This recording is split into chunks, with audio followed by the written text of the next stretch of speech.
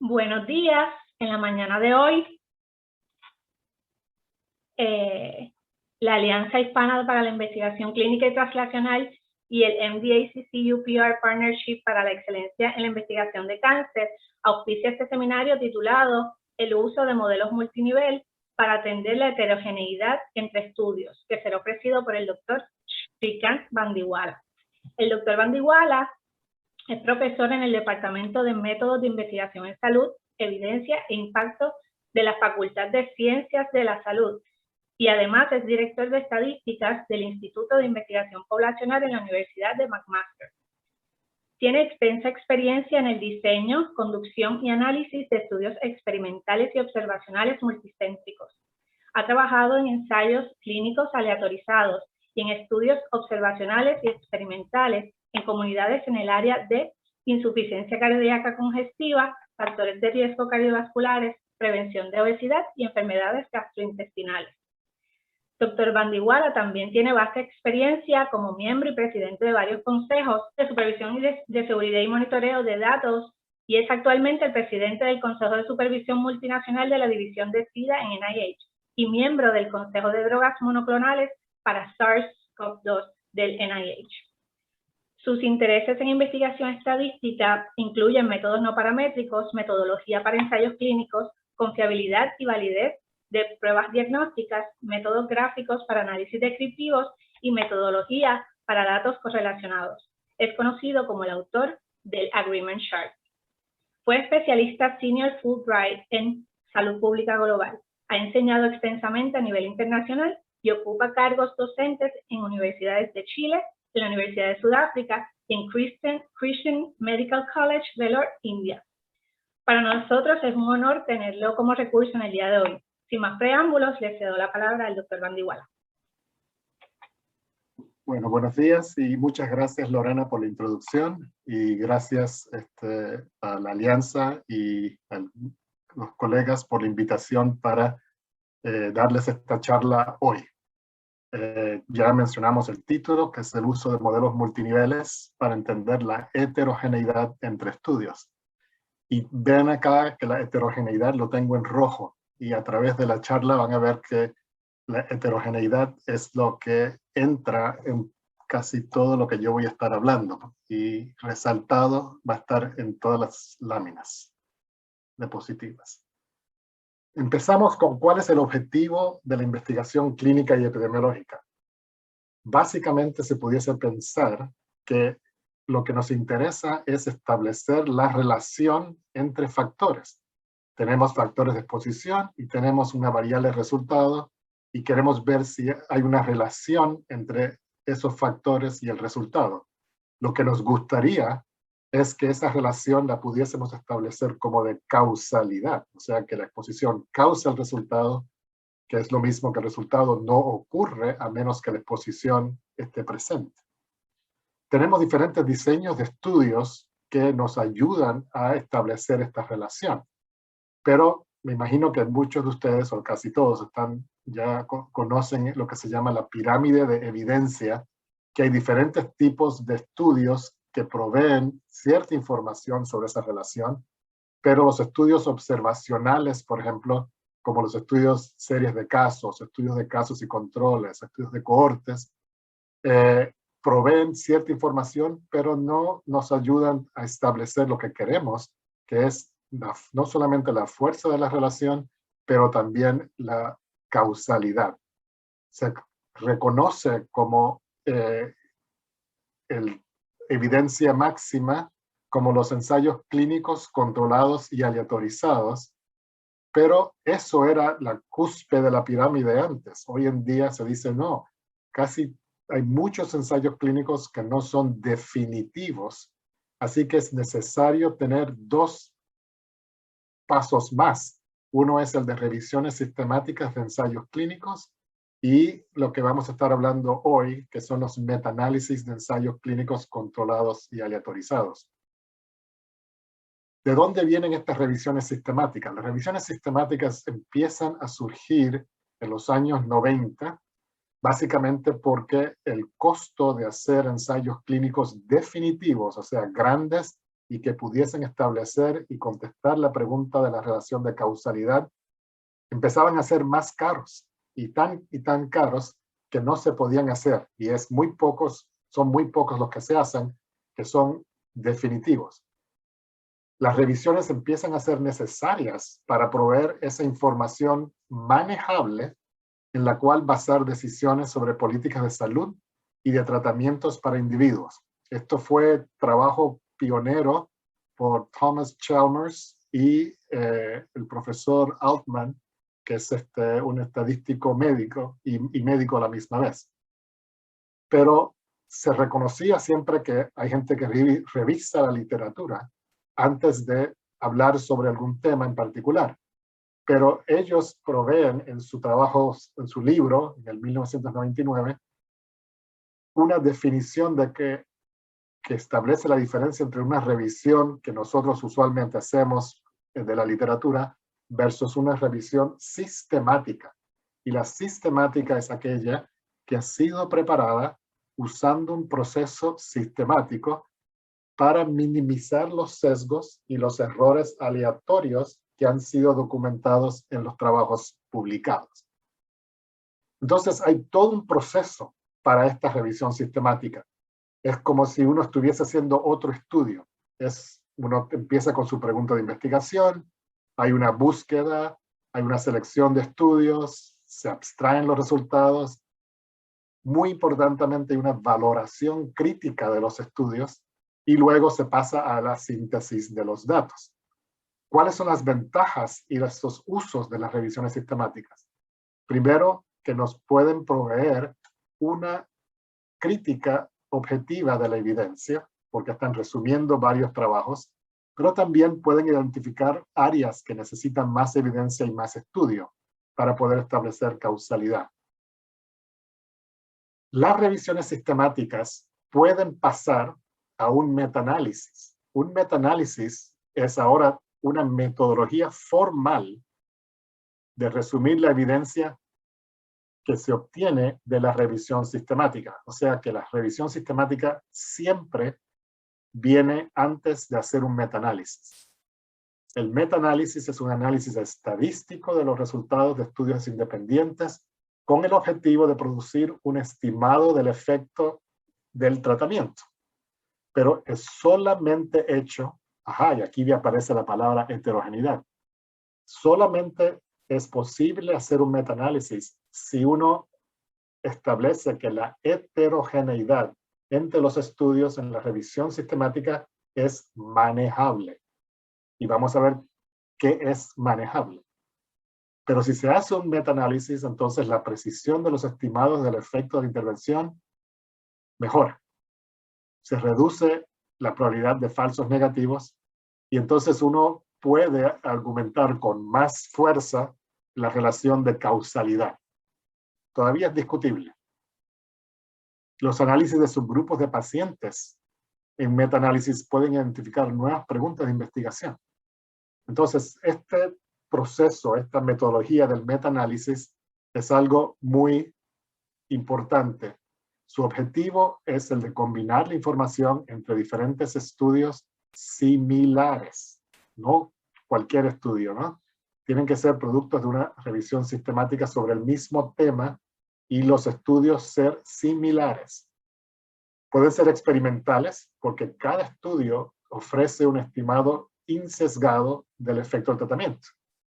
Y antes, al comienzo, solamente los metaanálisis se hacían con estudios experimentales aleatorizados, por ejemplo, ensayos clínicos. Hoy en día se están haciendo metaanálisis para estudios observacionales que están sujetos a sesgos y tienen aumento en su heterogeneidad. Ahora, cualquier tipo de metaanálisis que uno hace tiene que tomar en cuenta que la precisión de cada estudio, la calidad de cada estudio, la validez del resultado de cada estudio, tiene que tomarse en cuenta. Y se reconoce la posibilidad de que hay, de nuevo, heterogeneidad en los resultados entre los estudios. El trabajo pionero fue de Archibald Cochrane en el siglo pasado, y hoy en día tenemos la colaboración Cochrane que él estableció. Veamos un ejemplo, ¿ya? Este es un ejemplo de la evidencia de la efectividad de intervenciones en múltiples factores para reducir la mortalidad coronaria. O sea, no están interviniendo en un solo factor, sino en múltiples. O sea, dejar de fumar, bajar hacer más actividad física, bajar los niveles de colesterol, etc. Entonces, es intervenciones sobre múltiples factores. ¿Y qué vemos? Aquí se presentan, y me imagino que todos reconocen lo que es un forest plot. Se dirá gráfico de bosque en español. Y vemos el efecto, el estimado del efecto, acá lo tienen como el odds ratio de cada estudio con su intervalo de confianza. Tenemos una ponderación del estudio y tenemos un estimado global, que en este caso es básicamente 1. Y te dice, oye, la evidencia dice que no hay mucha, es concordante con la hipótesis nula de que no hay una efectividad de múltiples factores para reducir la mortalidad coronaria. Pero aquí no vamos a estar hablando de este resultado, sino quiero hablar de la heterogeneidad. Vemos acá que hay algunos estudios que dicen que es peor para uno, pero en general intervenciones están casi cercano al 1 en su odds ratio. Pero hay diferencias entre los estudios, hay heterogeneidad entre los estudios. ¿Y cómo se cuantifica? Acá te aparece muy chiquitito un chi cuadrado. Te aparece acá un i cuadrado. ¿Y qué son estas cosas? Vamos a estar hablando de esto. También tenemos acá que dicen, acá tenemos el global basado en una cosa que dicen fixed. ¿Y qué es fixed acá? Veamos otro ejemplo. Este es un ejemplo de una profesora en Puerto Rico, la doctora Cristina Palacios, viendo la administración de suplementos de vitamina D para embarazadas. Este trabajo es mucho más reciente, de julio del 2019. Y acá, ¿qué tenemos? Tenemos un estudio donde el estudio anterior tenía poca heterogeneidad entre los resultados. Habían algunos que estaban medio diferentes de otros. Pero acá tenemos un resultado fuerte positivo, negativo en el sentido de que favorece al placebo, pero estos que favorecen la vitamina D. También entonces tenemos el estimado global que dice, mire, esto es bueno, pero no es significativo. Pero acá tenemos ahora otros indicadores de la heterogeneidad. Hay un tau cuadrado, además del chi cuadrado y del i cuadrado. Y acá, cuando hacen el resumen, lo hacen con algo que dicen random. Así que hay varias formas de cuantificar la heterogeneidad entre los estudios y hay formas también de hacer el estimado del efecto global, digamos, de todos los estudios, de resumir el efecto. ¿De dónde vienen estas cosas? Bueno, vamos a ir en detalle sobre esto, pero antes quiero recalcar que aunque uno hace metaanálisis, uno está sujeto a posibles sesgos. ¿Okay? ¿Cómo que sesgos? Si cada estudio es un estudio experimental, aleatorizado, qué sé yo, bien hecho. Hay que reconocer que a pesar que los estudios que se incluyen en un metaanálisis primordialmente son experimentos controlados, aleatorizados, bla, bla, bla, el metaanálisis en sí es un estudio observacional y está sujeto a los sesgos inherentes de ser un estudio observacional. ¿Y cuáles son esos? Hay un sesgo de selección, que en este caso es porque estamos tomando cosas publicadas y hay un sesgo de publicación, por lo tanto, si no se publica, no se puede seleccionar. Tenemos sesgo de información porque es basado en lo que se reportó en esa publicación. Hay un sesgo ecológico si no estamos usando información individual. Así que vamos a hablar también de qué pasa si usamos información individual.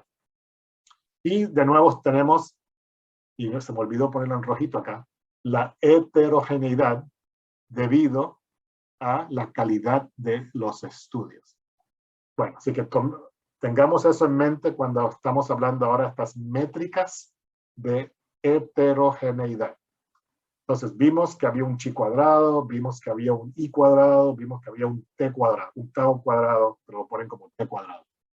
Veamos uno a uno qué son estas métricas de heterogeneidad.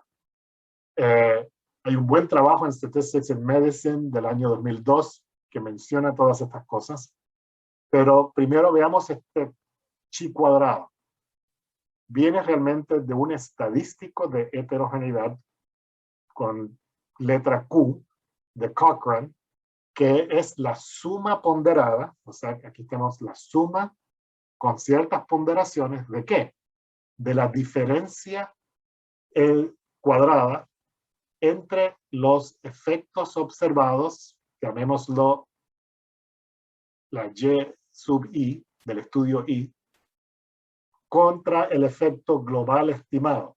O sea, es la variación en los efectos observados ponderados. Y este estadístico nos da un estadístico Q que Cochrane dice esto va a tener una distribución chi cuadrado con k menos 1 grado de libertad, donde k es el número de estudios que tenemos. Entonces, básicamente está viendo la suma de cuadrados entre los estudios del estimado global. Uno de los problemas que tiene este estadístico Q es que tiene poca potencia cuando K es pequeño y dice, bueno, no hay diferencia, aunque haya diferencias, y tiene demasiada potencia cuando K es grande, cuando hay muchos estudios, aunque hay poca diferencia, va a decir es estadísticamente significativo. Así que el Q no es usado tanto, pero se presenta el chi cuadrado de todas maneras porque estos softwares lo dan.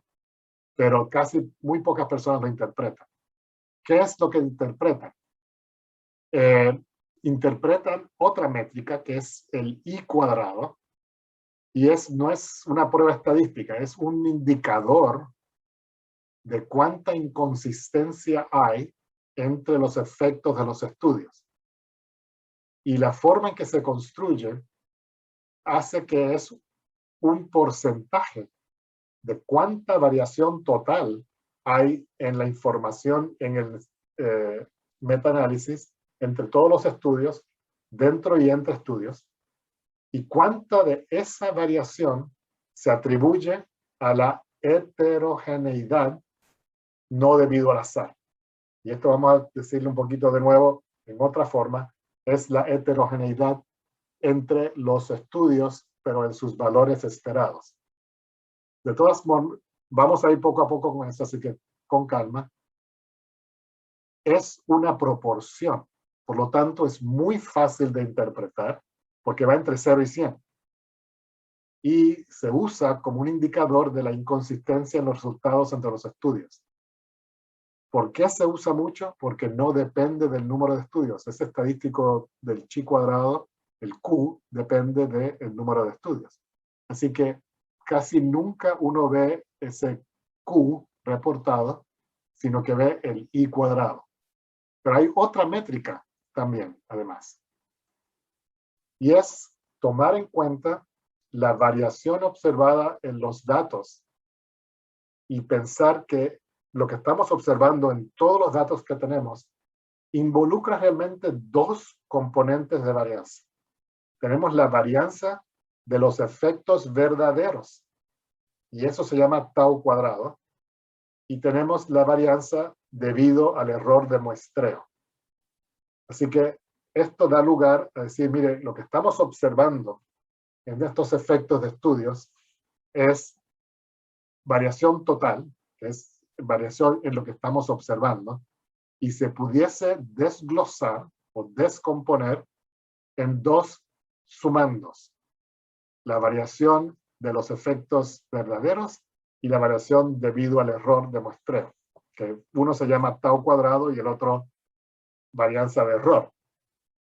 Entonces, ojo que el i cuadrado no es una medida de heterogeneidad entre los estudios, es simplemente una proporción de cuánto de la variación total se debe a la variación entre estudios. Entonces uno puede escribir esto y usando la fórmula anterior ver cómo esto se relaciona. Y es el I cuadrado, es realmente la razón entre la variación de los efectos verdaderos, que es la variación entre los estudios, sobre la variación total en lo observado. Esta es la métrica que es más utilizado y vamos a entenderlo un poquito más desde el punto de vista estadístico. Así que vamos a estudiar esto un poquito mejor. Entonces, es una proporción, va entre 0 y 1.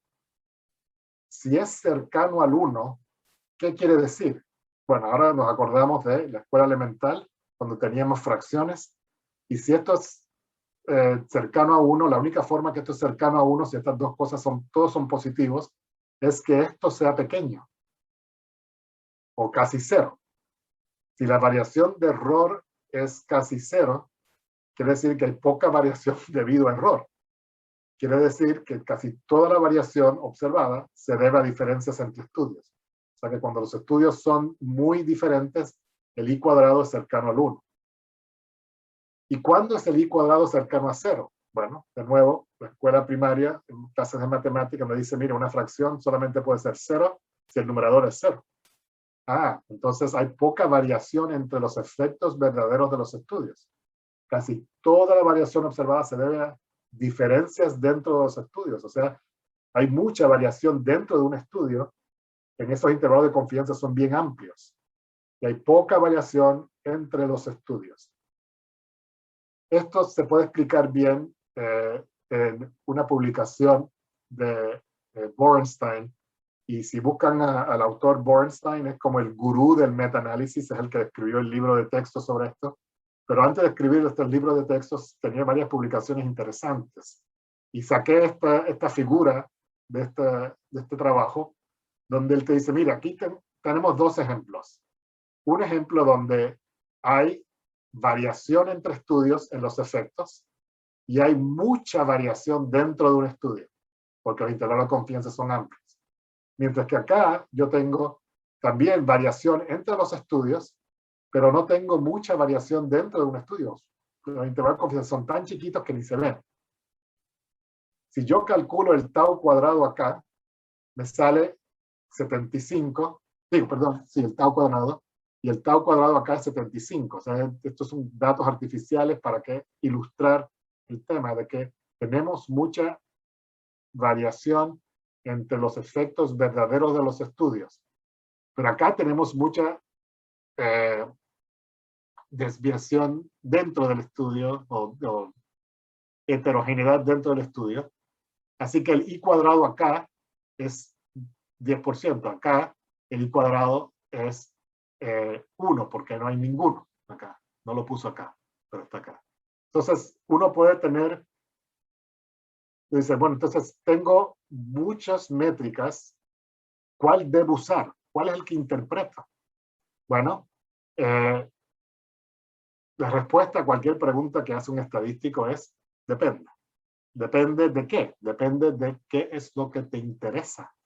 Si te interesa la heterogeneidad de los efectos observados, entonces ese Q o ese chi cuadrado es lo que tú mirarías y ver si es significativo o no.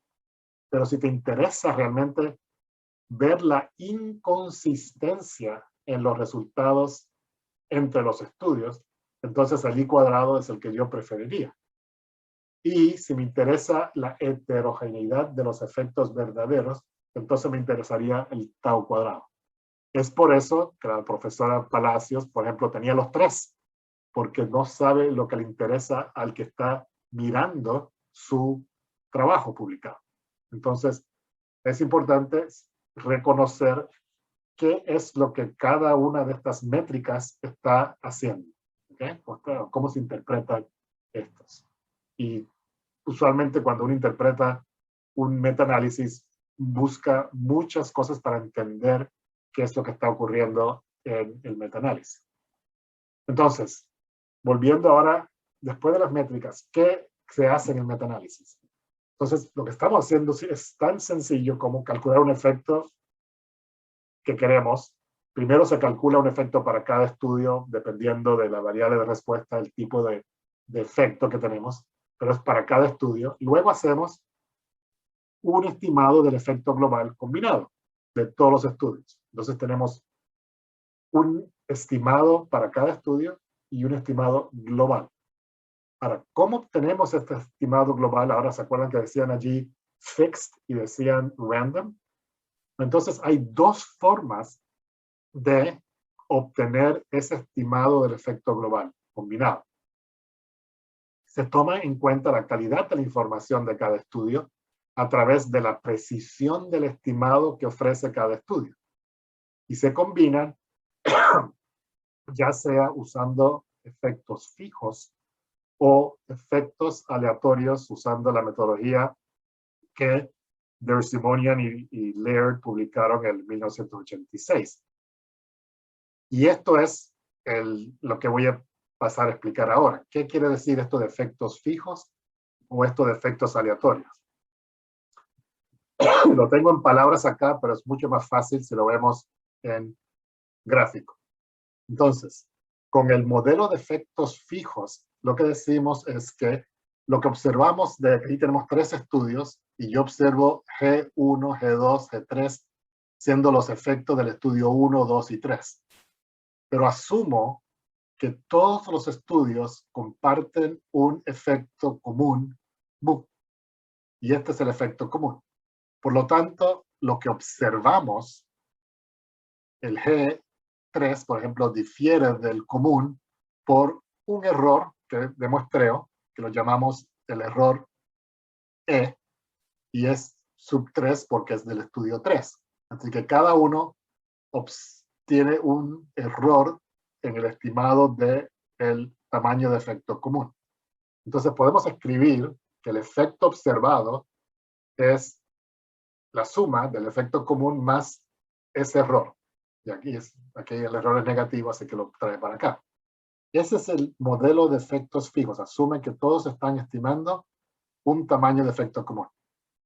Pero el modelo de efectos aleatorios tiene otro supuesto. Dice, claro, obviamente estamos tratando de estimar un efecto común, pero cada estudio, por sus características del estudio, realmente está estimando su propio efecto. ¿Ya? Y llamémoslo acá el teta 1, 2 o 3. Entonces, que el G3, lo que observamos, es realmente compuesto de 2, podemos llamarlos errores, pero prefiero no llamarlos errores porque suena mal, pero uno es el efecto del estudio. O sea, este estudio, por ser llevado a cabo donde fuese, tiene un efecto que difiere del mu común, y este difiere del mu común, y este difiere del mu común. Y este estudio en particular está estimando el teta 1 y tiene un errorcito, y este tiene un errorcito, y este tiene un errorcito también. Por lo tanto, el resultado del estudio, entonces pudiésemos decir que lo que observamos tiene ahora el efecto común, el efecto del estudio, más el errorcito. Y estos errorcitos son diferentes de estos errorcitos, porque estos dos suman a este, básicamente. Entonces, bajo este modelo, ¿qué entendemos? Lo que vamos a asumir es que estos efectos de estudios provienen de una distribución de efectos con cierta varianza. Y esta varianza es el tau cuadrado. ¿Ya? Considerando también los errores de muestreo y el asumir que estos son independientes con distribución normal, tenemos que la varianza de observada es tau cuadrado más sigma cuadrado. Entonces, sigma cuadrado es la varianza del error, que es la variación entre los es chiquititos, y el tau cuadrado, que es la variación entre los efectos verdaderos de cada estudio. Ojo, que eso los desconocemos, ¿no? Pero esa es la teoría. Así que esto es exactamente de dónde proviene el I cuadrado que habíamos visto antes y esa variación, ¿no? Esa métrica de heterogeneidad. Proviene realmente de esta desarrollo. Entonces, el estimado, entonces, que se obtiene en un metaanálisis es un promedio ponderado donde el peso del estudio es el recíproco de su varianza. Entonces aquí hay otra implicación de esta heterogeneidad. Se toma en cuenta en calcular el efecto global. ¿Cómo se toma en cuenta? Viendo el recíproco de la varianza. Asumiendo, obviamente, que la varianza es una cuantificación de cuán preciso es ese estimado en ese estudio. ¿Ya? La calidad del estudio afecta esa precisión. Entonces, para calcular la varianza de un estudio se puede usar el modelo de efectos fijos, el modelo de efectos aleatorios, así como se usa. Y el modelo de efectos fijos solamente utiliza la información de ese estudio, no utiliza la información de los otros estudios. Así que la varianza del estudio I es solamente el error I que tiene. Pero el modelo de efectos aleatorios considera las varianzas entre y dentro de los estudios. Y dice que la varianza de el efecto observado acá se puede descomponer entre la varianza entre estudios más una varianza del errorcito que tiene S. ¿Ya? Y tú dices, bueno, ¿y esto cuál es la implicancia acá? Este tiene un componente de varianza y este tiene dos. ¿Y esto afecta algo? Sí. El estimado del tau cuadrado utiliza ese método de momentos propuesto por Der Simonian y Laird y permite diferentes ponderaciones por estudio. Afecta las ponderaciones que vamos a utilizar en obtener el estimado global. Entonces, con efectos fijos es simplemente el recíproco de la varianza, pero con efectos aleatorios también es el recíproco de la varianza, pero la varianza es diferente. Entonces, al sumarle un tau cuadrado que no varía por estudio, sino que es constante para todos los estudios, tenemos lo que en inglés se dice attenuation, yo lo cambié a atenuación, de los pesos, si tau cuadrado es grande. O sea, que si hay mucha diferencia entre los estudios, hay heterogeneidad entre los estudios, ¿qué tenemos? Que los pesos se atenúan. ¿Y qué quiere decir atenuar? Veamos un ejemplo. Lo saqué de este trabajo de Borenstein, que supongamos que tenemos estos 5 estudios con estos efectos y vemos que hay bastante heterogeneidad entre ellos. Y tenemos que si usamos el modelo de efectos fijos, las ponderaciones son 12, 12, 50, 12 y 12. Este está ponderado bastante y estos casi similares, son similares. Pero si uso, en este mismo estudio, uso el modelo de efectos aleatorios, ¿qué vemos? Que las ponderaciones de los que eran pocas ponderaciones aumentan un poquito y el que era bien grande disminuye bastante. O sea que atenúa, los trae más cerca, los pondera más similarmente. ¿Qué es el efecto? Bueno, el efecto sobre el estimado global no cambia, sigue siendo donde está, pero, y puede cambiar un poco, pero la amplitud del intervalo de confianza se agranda. ¿Por qué ese estimado del efecto con efectos aleatorios tiene un intervalo de confianza menos preciso? Básicamente porque bajo efectos fijos estamos usando un solo estimado del efecto en una sola población.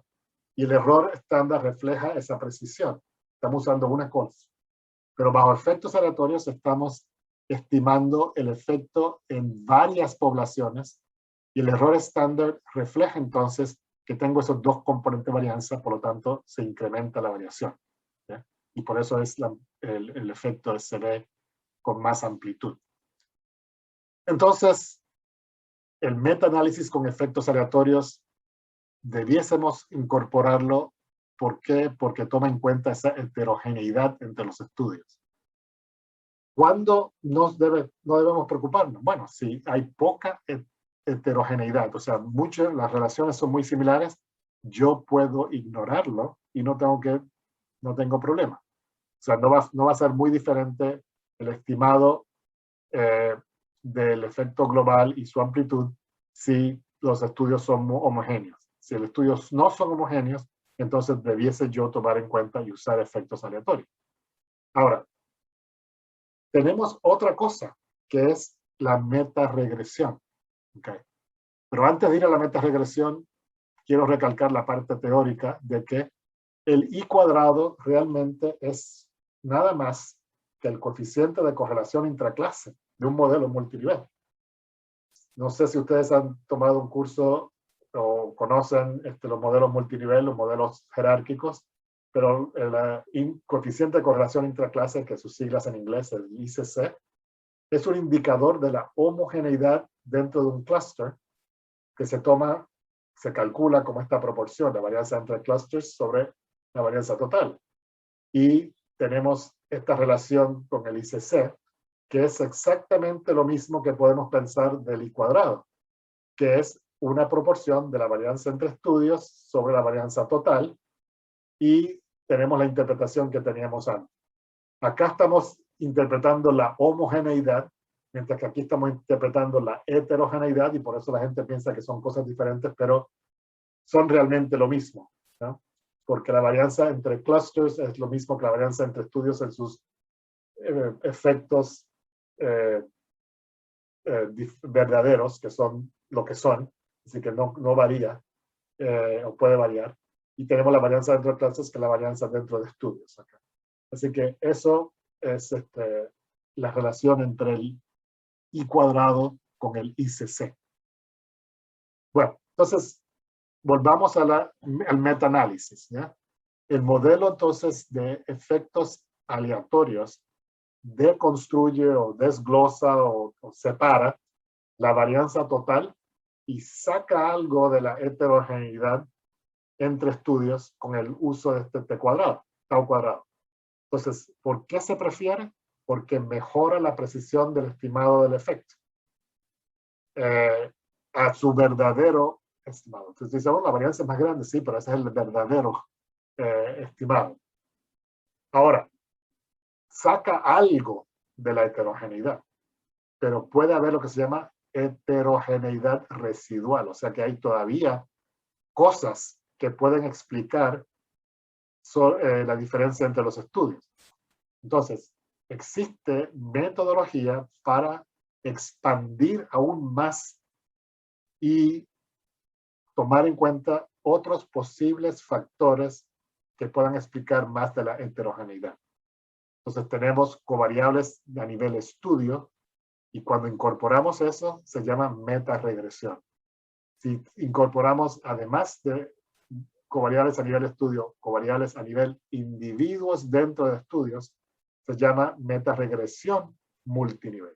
Así que vamos paso a paso acá. Metaregresión es una metodología de modelaje para combinar los resultados de varios ensayos clínicos, tomando en cuenta la heterogeneidad entre los estudios, con interceptos aleatorios para estudios y usando modelos lineales de efectos mixtos con covariables. Ya esto es un modelo multinivel. El metaregresión es un modelo multinivel. Es una generalización del metaanálisis, donde queremos explicar heterogeneidad residual de los efectos de las intervenciones. ¿Okay?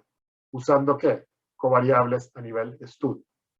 Entonces, si vemos el modelo multinivel para metaregresión, es básicamente tomando lo que observamos en un estudio, tenemos el efecto global, tenemos el efecto aleatorio de estudio y el error aleatorio, el mu más el psi i y el error i. Esto era el modelo de efectos aleatorios de metaanálisis. Lo único que estamos agregando acá es covariable a nivel estudio. Y si hacemos metaregresión multinivel, ahora agregamos alguna covariable al nivel individuo dentro de estudios. En inglés esto se conoce como el Individual Patient Data Meta-Analysis, porque estamos usando metaanálisis con información individual, pero en español yo lo he visto llamado más metaregresión multinivel, pero es lo mismo. Entonces, ¿cuál es la diferencia teóricamente? El metaanálisis, entonces estoy viendo nada más los efectos como efectos fijos, no tomo en cuenta ningún factor para cada estudio. Ignoro la relación con otros estudios, solamente tomo ese. En el metaanálisis con efectos aleatorios incorporo un factor aleatorio para el estudio, el efecto del estudio, En la metaregresión le agrego ahora factores a nivel estudio. Aquí tengo M factores a nivel estudio. Y el metaregresión multinivel, ahora estoy modelando datos a nivel persona dentro del IESimo estudio. Así que estoy agregándole aquí ahora factores a nivel de la persona, qué sé yo, sexo, edad, severidad de la condición, etc. Esto es teórico. Veamos un ejemplo de esta metaregresión. Y el ejemplo clásico es la efectividad de la vacuna BCG para tuberculosis. Y este es, de nuevo, lo saqué del libro de texto de Borenstein. Y estos son datos antiguos, cuando se quería ver la efectividad de la vacuna BCG en los años 70, 80 creo que era. Pero habían estudios que se habían hecho anteriormente en muchos estudios antiguos, como el 1948, 49, hasta el 1980. Estudios grandes, estudios pequeños, vemos acá de 75,000, etc. Y se calcula la efectividad de la vacuna con un riesgo relativo y tenemos el logaritmo natural del riesgo relativo, tenemos y varianzas y la latitud de donde se hizo el estudio. Si vemos acá que ponemos el gráfico del forest plot, vemos que este es el estimado con efectos fijos y este es el estimado con efectos aleatorios, ¿ya? O acá abajo. Vemos que acá hay primero gran heterogeneidad entre ellos. Y no tengo calculado acá, vemos, sí, no tengo acá el I cuadrado, pero el estimado es, con los 3 estudios es 0.65, o sea que parece que es bueno, pero dice, ¿por qué no es tan bueno? Pues aquí era increíblemente bueno, y acá no es tan bueno, y aquí hay uno que era malo. ¿Ok? Y acá también tenemos esa heterogeneidad. Y tenemos heterogeneidad acá cuando lo explicamos con efectos aleatorios.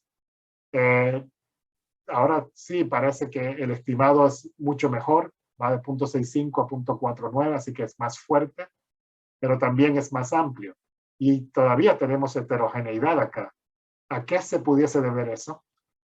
Entonces, yo hice el análisis, primero para corroborar lo que hizo Borenstein en el paquete STATA usando el subcomando metan, metaanálisis con efectos fijos, más o menos lo mismo, con proceso de Mantel-Haenszel, usé el proceso de recíproco de varianzas, me sale 0.73, pero también lo hice con efectos aleatorios, y con efectos aleatorios me sale, de nuevo, el 0.50, ellos tenían 0.49, así que está muy cercano el cálculo.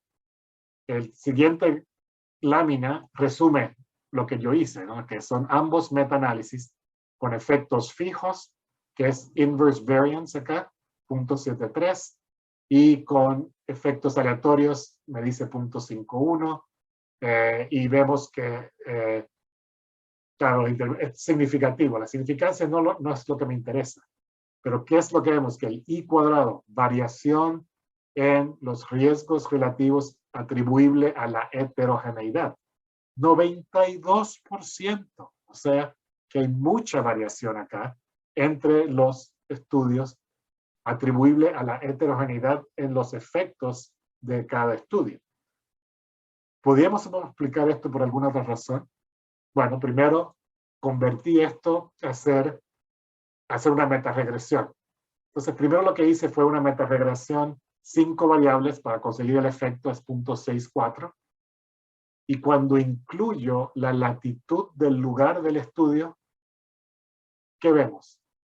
Que primero que el I cuadrado acá, usando metaregresión, el I cuadrado baja a 74, pero cuando incorporo la latitud baja a 6%. ¿Qué quiere decir eso? Que la latitud donde se hace el estudio explica la variación entre los resultados de los estudios. Y entonces ahora te da un insight, te dice algo. ¿Por qué la latitud? Porque la vacuna BCG, al igual que la vacuna para COVID, hay que mantenerla congelada o hay que mantenerla fría y en lugares con latitudes cercanas al Ecuador. En aquellos tiempos, en los años 40, 50, 60, que se hacían estos estudios en el campo, era difícil mantenerlo con a esas temperaturas bajas. Por lo tanto, se observa que en latitudes donde el efecto, latitudes cerca del Ecuador, tenemos que no funciona tan bien el riesgo relativo, mientras que en lugares fríos, donde se podía mantener, estudios hechos en lugares fríos donde se podía controlar la vacuna, tenemos aquí un outlier, pero en realidad había una tendencia acá, y que la latitud explica mucho de las diferencias entre los efectos de estudio. ¿Ya? Entonces, resumiéndolo acá, lo que hicimos es, primero hicimos un metaanálisis con efectos fijos, luego hicimos un metaanálisis con efectos aleatorios, y la metaregresión con variable a nivel estudio, que era la latitud donde se hizo el estudio, funcionó. ¿Ya? Ese es un ejemplo, es el clásico, el que está en el libro de textos. Ahora yo les voy a dar otro ejemplo rapidito de un estudio en el que yo estuve involucrado, más reciente. Y este es un estudio viendo la efectividad de intervenciones complejas no aleatorizadas. Así que, wow, son estudios hechos en comunidades y son intervenciones complejas, y el problema que evaluarlo es también bastante complejo. ¿Cuál es el estudio? Bueno, este estudio fue evaluando la efectividad de actividades para prevención de violencia en Sudáfrica, en donde en estos settlements, le dicen que eran comunidades creadas durante el proceso de apartheid en el siglo XX, donde gente de raza negra y de otros colores fueron expulsados de las ciudades y viven en condiciones pésimas, ¿no? Entonces hay un programa del Instituto de Ciencias Sociales y de Salud y esta unidad de prevención de violencias ha creado diferentes programas, combinaciones de intervenciones ambientales, sociales, de cambio de comportamiento, con montones de estrategias para involucrar a la comunidad, fomentar participación, crear estos vínculos, reforzar competencias en la comunidad y la infraestructura. Bueno, y estos tipos de intervenciones son complejas. Entonces tengo yo un desafío. Claro, una vez que te nombran como profesor adjunto, quieren cosas de ti. Y una de las cosas era cómo metodológicamente podemos enfrentarnos a evaluar estas intervenciones. Intervenciones comunitarias no experimentales. Entonces las intervenciones son complejas, de múltiples componentes, cambian todo el tiempo, sobrepuestas uno sobre el otro, fuera del control del investigador, sujeto a lo que la comunidad quiere, y los componentes afectan diferentes cosas. Y el control son otras comunidades donde no intervinieron, pero ¿cómo son las comunidades similares? No hay aleatorización, no se mantiene ningún double blind, nada, imposible, y es difícil de estandarizar otros posibles factores. Acá debía esto puesto en bold, heterogeneidad en rojo vivo, demasiada heterogeneidad acá, ¿cómo lo controlamos? Entonces veamos el ejemplo, en una comunidad, supongamos que estas intervenciones X, W, X, Y, Z son campañas para integrar a la comunidad, visitas a hogares, clases de seguridad vial, reforzar la policía, y ocurren en el tiempo en diferentes periodos. Y hacen una visita a hogar con ciertas cosas en este momento y lo cambian después. No les gustó cómo cambiaron y vuelven a lo que tenían antes. Y si tengo más aquí, entonces, ¿cuándo mido el efecto? ¿En qué momento? Porque es acumulado las cosas o mido antes del próximo. ¿Cuándo lo mido? ¿Qué mido? ¿Cómo mido el efecto? ¿Y cómo tomo en cuenta las intervenciones superpuestas? Bueno, como en buenos estadísticos decimos, no, en una sola comunidad no se puede. Necesitamos muchas comunidades. Bueno, el problema es que las comunidades no hacen lo mismo hacen variaciones de cosas similares y lo hacen en diferentes momentos.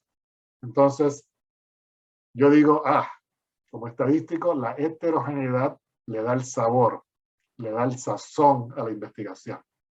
Entonces, el objetivo es evaluar el efecto del programa global y también el de sus componentes, tomando en cuenta esas diferencias entre comunidades. La heterogeneidad, tomando en cuenta la correlación dentro de las comunidades, la homogeneidad dentro o la falta de heterogeneidad dentro, tomando en cuenta la complejidad. Entonces, ¿qué se nos ocurre? Una posible solución era combinar la información de la misma comunidad a través del tiempo, pero de diferentes comunidades. Se puede, con todas esas diferencias, heterogeneidad entre comunidades, entre intervenciones, en el tiempo. ¿Qué se nos ocurre? Un metaanálisis pudiese hacerse combinando cada comunidad, pero hay pocas comunidades y no son tan similares en sus cosas, ¿no? Hay un exceso de heterogeneidad, es complicado hacer esto. Entonces, lo que pensamos hacer un metaanálisis con efectos aleatorios, toma en cuenta solamente diferencias entre estudios en cosas no medidas. Pero si yo uso una metaregresión con efectos aleatorios, toma en cuenta lo medido y lo no medido. Hay cosas medidas. Entonces, publicamos primero la metodología de combinar múltiples intervenciones en diferentes estudios, pero ahora vamos a considerar la experiencia anual de cada comunidad como si fuera, teóricamente, abstractamente, hipotéticamente, un estudio diferente. Entonces, queremos agregar esos efectos anuales usando metaanálisis, pero ajustar por la correlación dentro de una comunidad, porque tienen los diferentes tiempos, con un efecto aleatorio para la comunidad, y ajustar por el exceso de heterogeneidad entre comunidades usando metaregresión, lo cual incorpora variables medidas a nivel comunitario. No teníamos la información a nivel persona, así que no pudimos hacer metaregresión multinivel. Entonces, primero había que crear el banco de datos, especificando los periodos cuando la intervención está en vigor o sigue teniendo efecto. Seleccionar periodos, y lo hicimos anuales porque la variable de respuesta que obtuvimos se obtiene anualmente. ¿Y cuál fue nuestra variable de respuesta? Porque estas cosas se están previniendo diferentes cosas, seguridad vial y violencias y maltrato infantil, etc. Entonces, lo que decidimos y la única información que teníamos era de la policía. La policía tiene crímenes contra la persona. Entonces teníamos crímenes de contacto, se llaman ellos contact crimes, y las intervenciones teníamos tantas que las tuvimos que agrupar en categorías, uno que tenía que ver con cosas de educación, otra con cosas ambientales y otras con integración o engagement de la comunidad. Teníamos 4 comunidades y teníamos 11 años de información. Entonces, los modelos que usamos, empezamos con metaanálisis, pasamos a incorporar interceptos aleatorios a la comunidad. Aquí cambié, estos son los efectos de la comunidad. Luego, metaregresión incorporando covariables de la comunidad. Luego, en vez de modelar el efecto, modelamos la respuesta y observada en vez del efecto. Entonces, tenemos que tener acá el efecto, la intervención acá.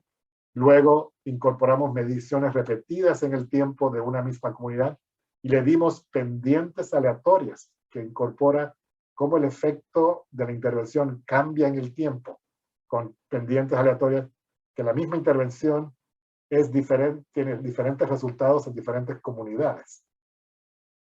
Y finalmente desagregamos las intervenciones complejas en sus K componentes. Así que acabamos con los interceptos fijos y aleatorios, con tendencia lineal en el tiempo, con pendientes fijas y aleatorias, y luego se nos ocurrió incorporar un desfase de un año. Entonces, ¿por qué? Porque lo que haces hoy en la comunidad no va a afectar los crímenes hoy, va a afectar quizás los crímenes mañana o el año siguiente. Entonces, estos son los resultados y tengo 2 láminas más nada más. Crímenes de contacto en el tiempo, vemos que las comunidades tienen una tendencia a bajar. Alguna comunidad bastante altos, los crímenes de contacto son enormes en el año. Esto ya está publicado, así que pueden buscarlo, está libremente de acceso.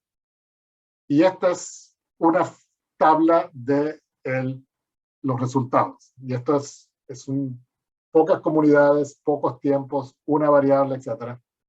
Pero lo que pudimos señalar es primero que obviamente el tiempo ayuda. Lo que más ayuda es el tiempo. Y vemos un efecto importante del tiempo en los diferentes modelos que estudiamos. Tenemos para crímenes este año y crímenes el año siguiente, y lo que pudimos observar es que en el crímenes de este año es el estar presente, el engagement, es lo que más ayuda. En todos los modelos es lo que disminuye el número de crímenes y estadísticamente. Mientras que para crímenes en el año siguiente son los cambios ambientales y el refuerzo policial que está incluido en el engagement, lo que hace que funcionen las cosas en este modelo de acá. Vemos que funciona. Entonces, ¿qué podemos concluir con esta presentación? Lamento que sea muy tarde porque hablo demasiado. Es primero, resumiendo, el metaanálisis con efectos fijos es apropiado cuando hay poca heterogeneidad. Pero si hay heterogeneidad, es mejor incorporar efectos aleatorios. Eso ajusta algo. Si hay más heterogeneidad y puedes tener a tu disposición variables a nivel estudio, metaregresión es preferible. Y si tienes la ventaja, y nosotros estamos haciendo hoy un estudio del beneficio de la píldora múltiple, polypill se llama, estamos haciendo un estudio metaregresión multinivel para explicar más de la heterogeneidad de los resultados. El I cuadrado del metaanálisis es una métrica similar al ICC de los modelos multinivel y debiese ser interpretado cuando ustedes hacen metaanálisis. Y el tau cuadrado es otra métrica importante para reportar. Muchas gracias. Como digo yo, la heterogeneidad y la sazón de la investigación. Le queremos agradecer al doctor Bandiguala por tan excelente presentación. Siempre agradecido de la colaboración que hace con nosotros en Alliance y en la unidad de bioestadística y epidemiología del centro.